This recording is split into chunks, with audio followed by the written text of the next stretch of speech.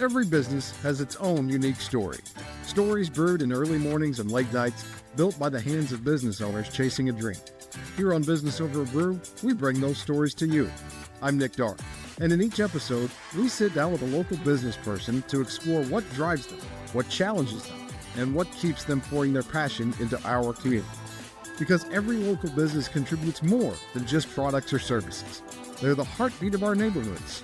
They're run by people who care deeply about their community, and their stories remind us why supporting local matters.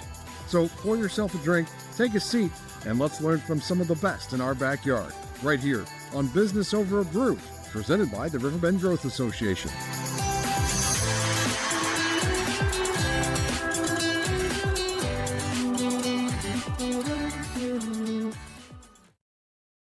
And welcome to another episode of Business Over Brew. Nick Darr here with you. Pleased to be joined today, repeat guest, Natalie Steinacher from Strategic BJJ and now Teleroom 1925. Welcome back to the show. Appreciate it. Thank you. Thank you for having me on. So what's been going on since the last time we had you on? I know a lot of new things going on, a lot of movement. It did. We outgrew our spot on Broadway, so which is a great, amazing problem to have. Sure. So we outgrew our spot. It took us about a year and a half to track down a spot, and what's funny is it kind of was a full circle thing. So we started at the Riverbender building way back in 2019 on the 6th floor in a tiny room with just tiny mats, outgrew, and we've grown several times since then.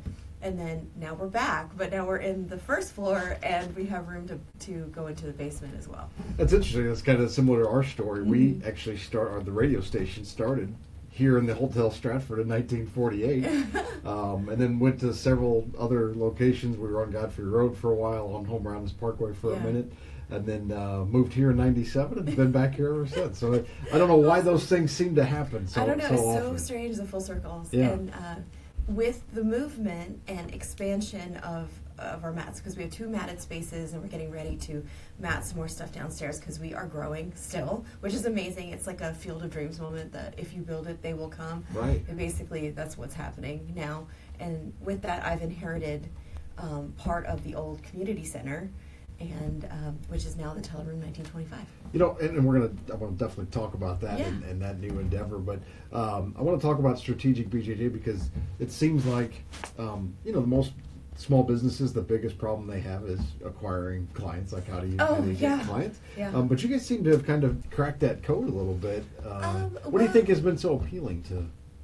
Well, one, it's the exposure of jiu-jitsu through UFC and MMA. Mm-hmm. We're the non-striking part of it. Now we have striking, we have MMA classes, and both of our coaches are professional pro fighters for Shamrock FC, which is a feeder into UFC. But it's just the popularity of jiu-jitsu coming up, and just the fact that we're local, and we also have 3 locations, and that kind of helps too. So we have Alton, Hardin, and Carrollton. Carrollton and Hardin locations are the smaller satellite schools technically, Sure. And that's just because once that community's parents especially are done commuting for the day, like they drive from Hardin to St. Louis and then back from St. Louis to Hardin, they're not going to drive back to Alton to take their kids to. So we brought it to them. So it's our smaller schools. But I think just the fact that we're very inclusive, it's a cool environment, it's a family environment, it's not, you have to be there every single night. We know that life happens.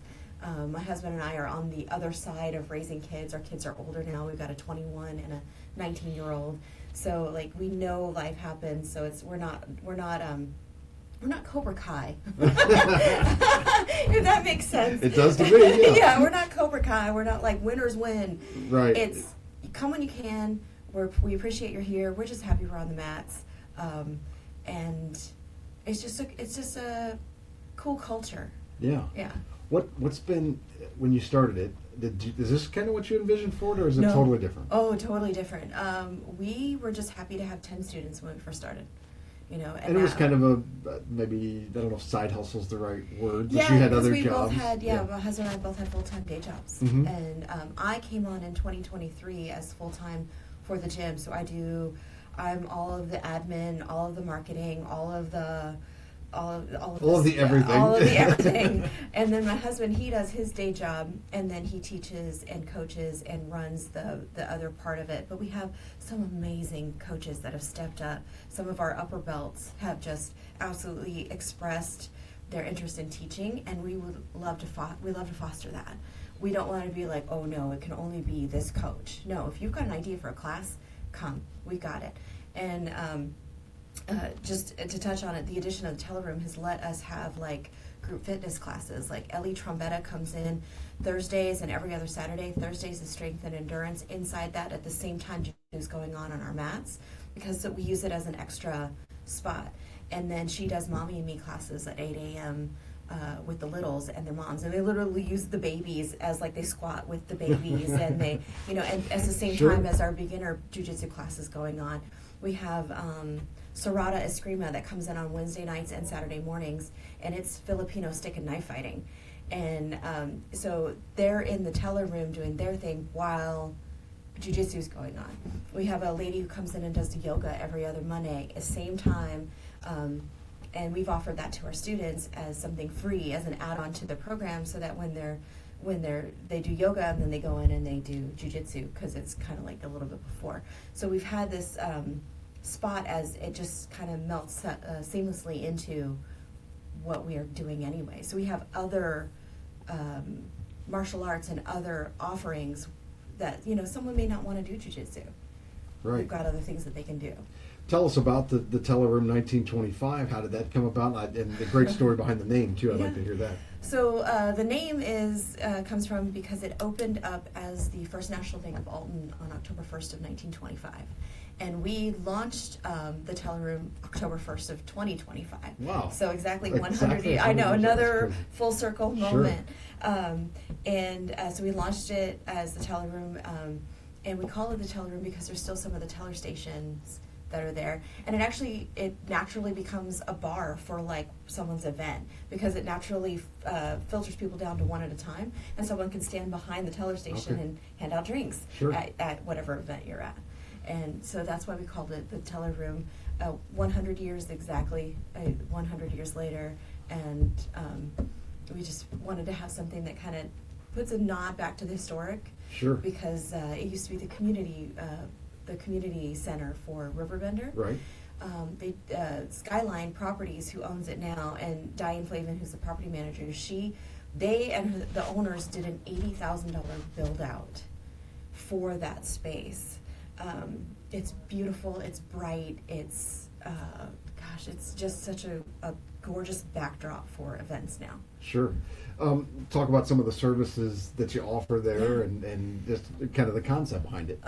Well, the services that we offer are, we do micro weddings, engagement parties, rehearsal dinners, birthday parties, celebrations of life, repasts. We've had 50th birthday parties, 70th birthday parties in there. It's got a great sound system. It has beautiful chandeliers and a stage, so that like people can like get up and say things. Like the one celebration of life that we had, there was a lady who got up there and everybody read something about the person that they were honoring, and there's a space for that.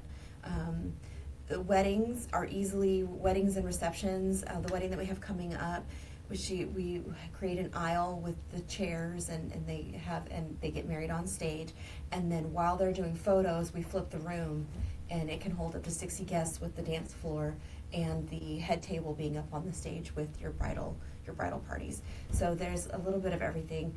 It came about because I just really am a sucker for more work. Opportunity. Opportunity. Yeah. Actually, no. It came about because the Strategic BJJ is right off of that, and we wanted to make sure that if someone was having something like a wedding, you didn't have sweaty guys in gis running through your event. Makes sense. So Sure. now I can make sure that those two things are not coinciding at the same time. Right. And so my husband, he kind of came to me, he's like, look, he goes, I know it's more work, but if we control what's going on in the space, then we don't have things going on at the same time that someone's, someone's repast. You don't want that, right. Yeah. because, you don't want that. So it was a way to make sure that we could still offer great events and great celebrations for people, but not have, again, sweaty people running through your event. Sure. I think that's a good point to take a quick break. We're meeting with Natalie Steinacher, Strategic BJJ, Teleroom 1925. Let's hear a word from our sponsor, the Riverbend Growth Association. Come back and talk a little bit more with Natalie after this.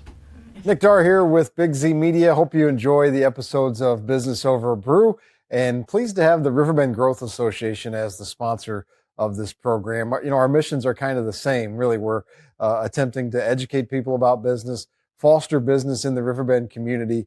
The Big Z has been a member of the Growth Association forever, probably back to our inception as a company almost. We have always been members of the Growth Association, have gotten a lot of benefits from it. There's so many networking opportunities you can take advantage of. I've met so many great people just because I've been a member of the Growth Association and taken advantage of all the events that they have, plus just some of the resources they provide you, the relationships you build, just lots of great reasons to join the Growth Association. They do a lot of great things in the community as well. They highlight a different nonprofit every month. So really, they're just invested in the community here, and especially the small business community, which is what Business Over a Brew is really all about, which is helping the small business community, because it's so important to any community to have a thriving business community. And the Growth Association has really helped with that. If you want more information about joining or events that might be coming up, they have events all the time that you should definitely take advantage of. I'm going to give you the website to go to. Just head to growthassociation.com. You can get a membership directory. You can see who's taking advantage of it. You can see about the events that are there, learn more about possibly becoming a member. Or if you already are a member, you can find out what's going on with the Growth Association at growthassociation.com. So just again, big thank you to the Riverbend Growth Association for sponsoring Business Over a Brew. We do thank the Growth Association for their sponsorship of this program and their partnership. We've been members for a long time, and I know Natalie's used it as well. So. Yeah, Strategic is a member as well, and I think Teleroom is going to be a member in January. We kind of wanted to let it ride for this year, because when we did the women's leadership thing, I was the women's, that was the self-defense instructor portion of it, and it was a lot of fun. Those ladies, man, they really wanted me to throw. Jason Garrigus, he was on stage with me. He was my partner, and they were like, "You needed to throw him," and I'm like, "Oh, there was no mat to throw him on." They're like, "We don't care." They were out for blood. That was the women's leadership, the RBGA leadership conference, and it was hilarious. It was a good time. He probably deserved it. Yeah, he probably did. Jason would be like, "I'm sorry, I know." So we were talking a little bit about the Teleroom 1925 and some other opportunities that you're thinking about there. I know, I think I saw on social media not too long ago, you were kind of pondering the idea of an indoor farmers market. Yes, we have space for about 19 to 20 vendors, like 6-foot table spaces, and I wasn't sure about like the logistics, so I kind of threw it out there, like if we did an indoor farmers market maybe twice a month, January, February, March, and April, and then I think the end of April, early May is when the farmers market starts at the Argosy, like the big parking lot. What they thought, and I had really good responses, so I think we're gonna actually launch that. I just gotta figure out what dates, because January, February weather is not the best, but hey. Those have certainly become very popular. And we're trying to figure out how to make sure it doesn't turn into just a giant vendor show, like maybe someone who does sourdough, someone who does like artisan food, and someone who can bring in food. Like I know like Riviera Maya and Taqueria Maya did their taco truck, their breakfast burrito truck. They wouldn't necessarily be able to bring a truck in, but they could bring burritos in. Stand in for something like that. So it would be a smaller scale, but I would love to. So if you are on social media, you could go to the Teleroom 1925 on Facebook, follow our page, and let me know what you think, because that would be great.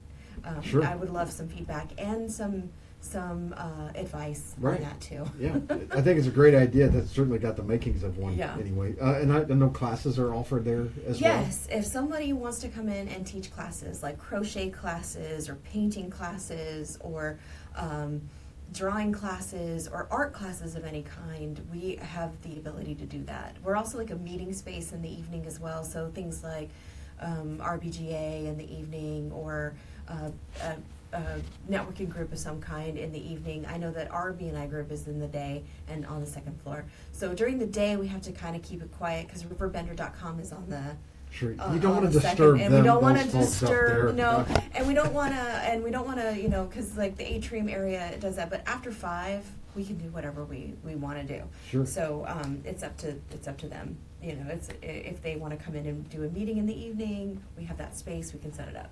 So I think started the entrepreneurial journey kind of in 2019. Is that right? That was my husband's jiu-jitsu entrepreneurial journey. We've kind of been on and off entrepreneurials for many years, like Sure. different things. My husband was a web designer for a while, and old school Spirit way back in the day. And then I was when I did an MLM, and I apologize for that, an MLM for many years as a stay-at-home mom. Sure. So we've kind of dabbled. I've always worked full time and or did something on the side.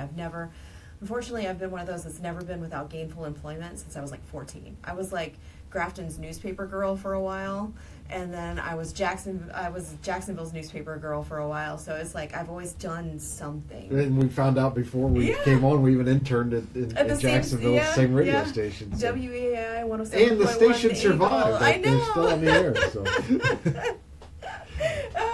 So I was going with that was what lessons have you learned over the course of that journey that you could pass on to maybe people that are currently entrepreneurs or thinking about becoming a business owner? One thing, the first 2 things that come to mind was that it's a marathon, not a sprint.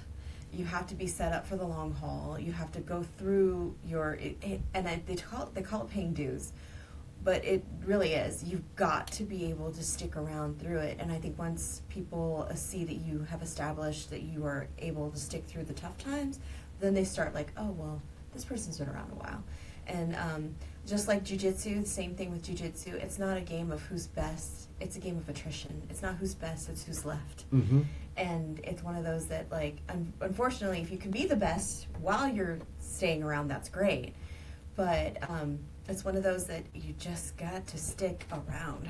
You know, we talk a lot about in our business in the marketing world of one of the things that frustrates me about it is there is so much out there that, you know, double your business in a year or all these and we get those all the time. It's so, first of all, hard to do. I mean, almost Yes. impossible to double your business in a year. Also, most people wouldn't even be equipped to do it even if they could. Like No. to take on twice as many customers, they would Right. probably lose more than they would gain in the Yeah. long run.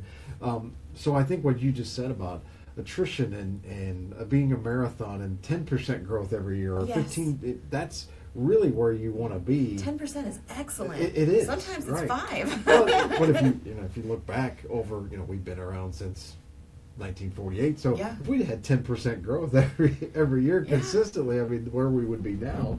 I know. So just those claims of it's easy and and you're going to open a business and you're just going to sit there and collect checks. It's so I don't know many that's how it If you happens. have never wanted to quit, pack up everything, and run away to an island somewhere, you're not doing entrepreneurship right. I'm glad you Yeah. said that. Right? Yeah, that's true. Like if you haven't thought about quitting, you're not doing it right. That's right. That's a great maybe place to end. Anything else you want to touch on before we wrap it up here? You can find everything you need to know about our space at thetellerroom1925.com. Again, thetellerroom1925.com. And it has our pricing, it has our packages. We're very reasonable, and we don't care where your food comes from. It could be potluck, you can cater it in. If it's a private event, alcohol is allowed. As long as you're not selling tickets, you can bring in your own alcohol. My contract is a little ridiculous sometimes, but it has to cover things like pyrotechnics. You can't. No fireworks. No fireworks inside. That kind. I know. Such a stick in the But mud. I promise that whatever event you are wanting to do, we're going to make it yours. We're going to make it feel like it's absolutely intimate, and I'm here to help your dreams come to life. You'd like to know who was the one that makes it to where that has to be in the contract. Every that there's single no fire. rule is because someone tried it. Someone tried it, right? Well, I think it's great. It's been great to watch your journey and your growth. Yeah. And we'll certainly have you back on. Absolutely. In the not too distant future to I'd talk love to. about where we're at. And best of luck to you, and thanks for all you do for the community. Thank you.